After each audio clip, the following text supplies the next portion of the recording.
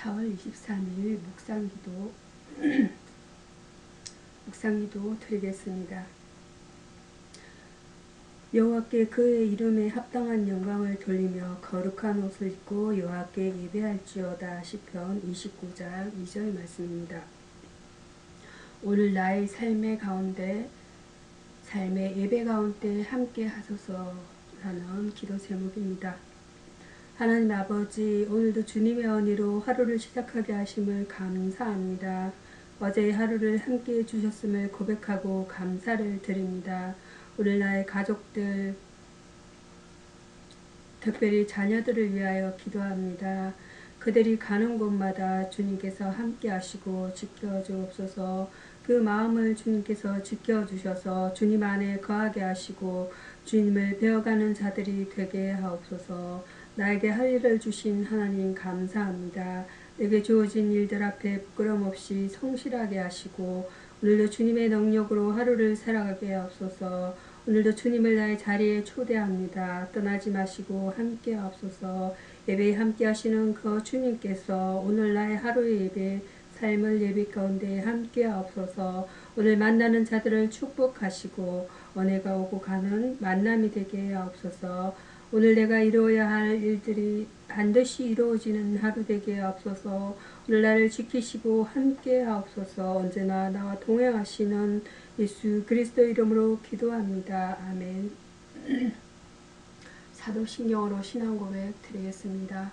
전능하사 천지를 만드신 하나님 아버지를 내가 믿사오며 그의 외아들 우리 주 예수 그리스도를 믿사오니 이는 성령으로 잉태하사 동정녀 마리아에게 나시고 본디오 빌라도에게 고난을 받으사 십자가에 못 박혀 죽으시고 장사한 지 사흘 만에 죽은 자 가운데서 다시 살아나시며 하늘에 오르사 전능하신 하늘 우편에 앉아 계시다가 저리로서 산자와 죽은 자를 심판하러 오시리라. 성령을 믿사오며 거룩한 교회와 성도가 서로 교통하는 것과 죄를 사하여 주시는 것과 몸이 다시 사는 것과 영원히 사는 것을 믿사옵나이다. 아멘.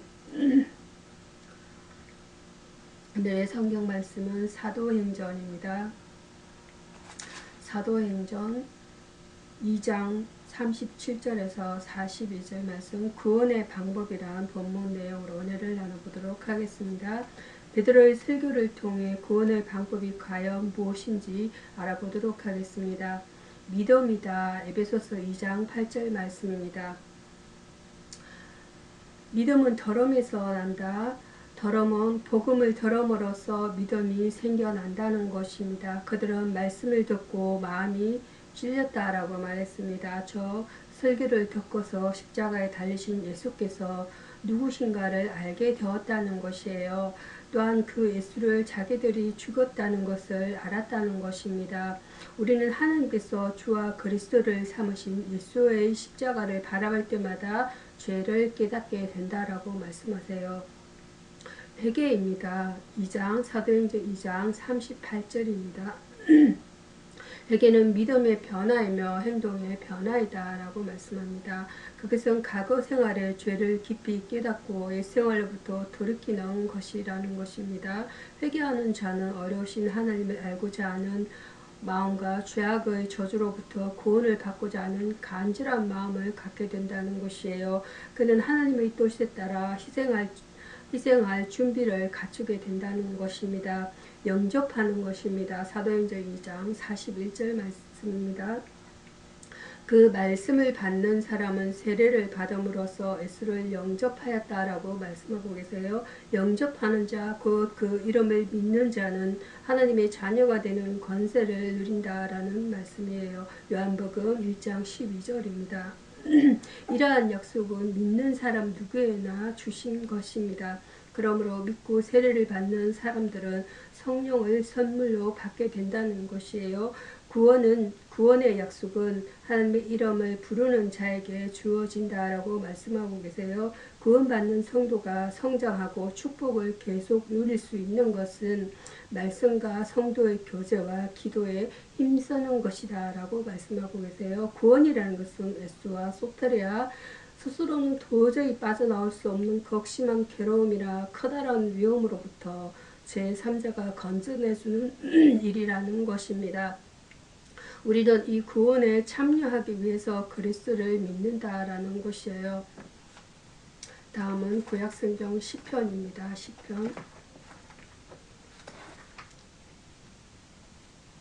시편은 116편 1절에서 9절 말씀, 하나님의 크신 은혜라는 본문 내용으로 은혜를 나눠보도록 하겠습니다.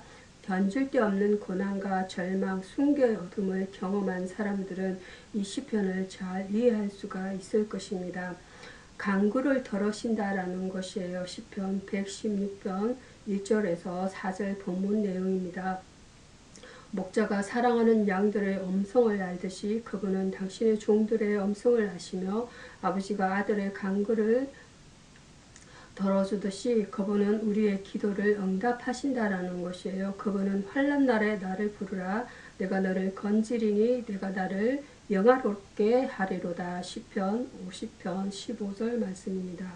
라고 하셨습니다. 성도는 어떤 형편에서도 그분께 기도하기를 힘써야 한다는 것이에요. 어려우시며 자비하시다는 것입니다. 시편 116편 5절 말씀입니다. 주의 은혜와 자비는 우리를 죄악으로부터 구속하신 사건 속에서 구체적으로 명확하게 드러난다는 것이에요. 바울의 전거 가운데 거듭 강조되고 있듯이 우리의 구원은 전적으로 그분의 은혜로 말미암은 것이며 에베소서 2장 8절에서 9절 본문 말씀입니다. 그 위에다 그분은 우리를 보호하시고 인도하시며 돌보시는 인자를 더해 주신다라는 것이에요. 결박을 풀어주신다입니다. 시편 116편 16절입니다. 주께서 풀어주신 결박은 이 세상의 어떤 것으로도 풀 수 없는 죄의 결박이며 이로 인해 우리는 자유하게 되었다라는 것이 갈라디아서 5장 1절 말씀입니다. 우리는 이 같은 축복과 특권이 전적으로 그분의 주권적 은혜임을 알아야 한다는 것이에요. 우리로서는 도저히 불가능한 것이었지만 하나님의 전적인 은혜로 말미암아 이루게 된 것입니다. 우리는 어려우시며 자유롭게 하시는 하나님의 은혜로 말미암아 진정한 삶을 살아갈 수 있다라는 것이에요. 은혜라는 것은 카리스, 은혜는 하나님께서 그분의 멀어진 피조물을 하나도 공을 들이지 않는 행위를 통하여 구원해 주시는 것을 의미한다라는 것입니다. 이 은혜는 언약을 통하여 나타났으며 예수 그리스도를 통해 성취되었다라고 말씀하세요. 다음은 베드로전서 신약성경입니다.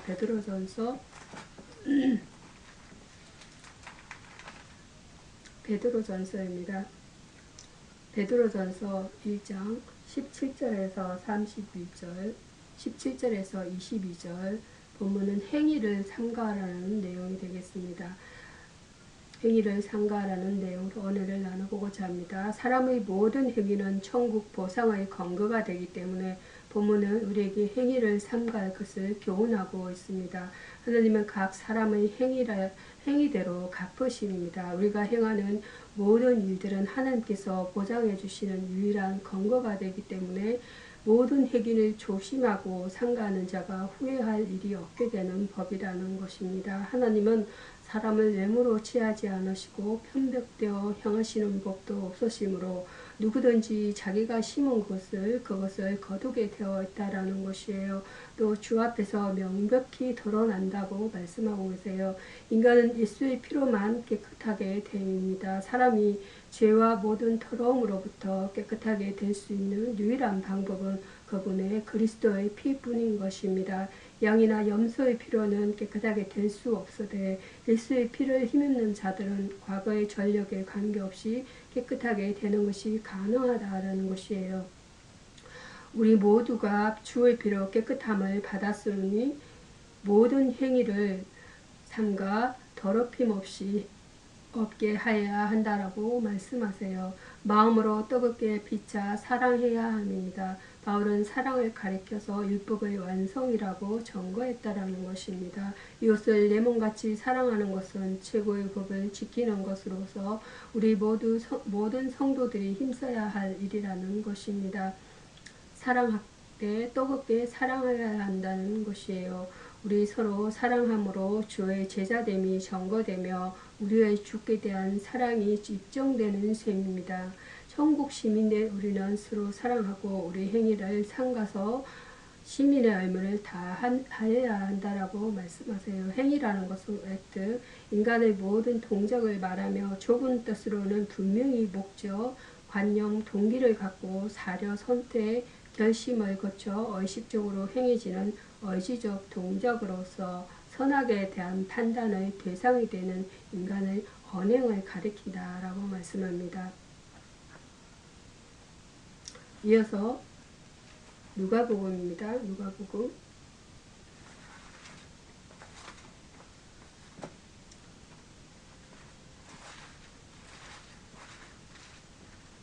누가복음은 24장 13절에서 35절 변화된 제자라는 본문 내용으로 은혜를 나눠보고자 합니다.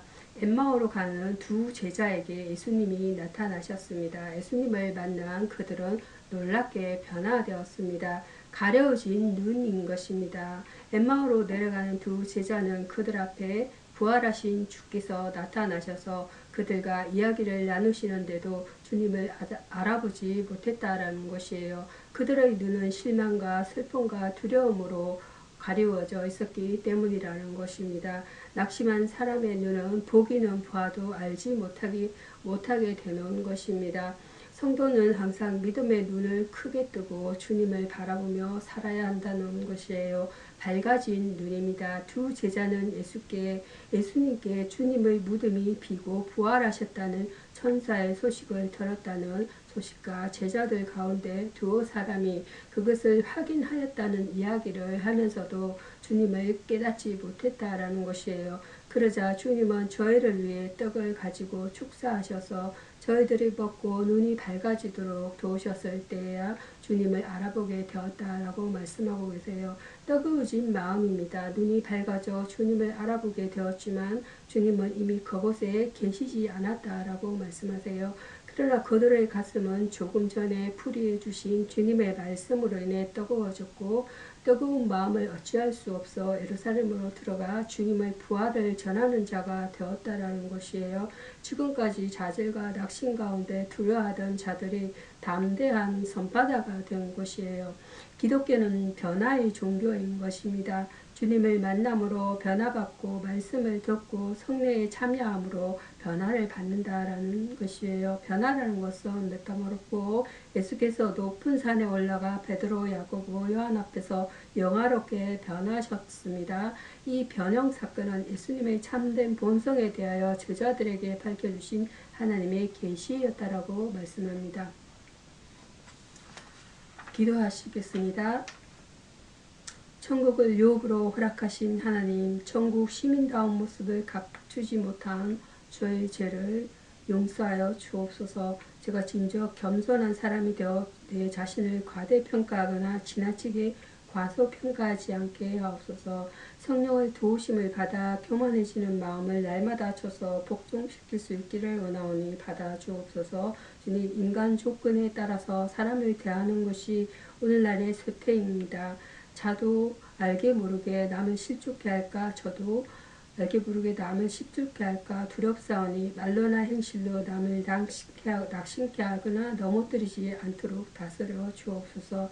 사람의 겉모양을 보고 함부로 평하는 오만한 짓을 하지 않게 하옵소서. 저의 죄를 용서해 주신 주님, 주께로부터 받은 이 용서의 심정으로 도저히 용서할 수 없는 일에 대해서까지도 용서할 수 있는 마음을 주옵소서. 신자로서 소극적으로 시비곡적을 가리는 것보다 적극적으로 하나님의 뜻 안에서 합심하여 기도할 수 있게 하옵소서. 그리하여 너무나 많은 상처를 주고받으며 살 수밖에 없는 이 시대 속에서 참된 용서와 문화를 이루어가게 하옵소서. 예수님의 이름으로 기도드립니다. 아멘. 주기도문으로 말씀을 마치도록 하겠습니다. 하늘에 계신 우리 아버지여, 이름이 거룩히 여김을 받으시오며 나라에 임하옵시며 뜻이 하늘에서 이룬같이 땅에서도 이루시이다. 오늘날 우리에게 일용할 양식을 주옵시고 우리가 우리에게 죄 지은 자를 사하여 준 것 같이 우리 죄를 사하여 주옵시고 우리를 시험에 들게 하지 마옵시고 다만 악에서 구하옵소서. 되게 나라와 권세와 영광이 아버지께 영원히 있사옵나이다. 아멘. 감사합니다.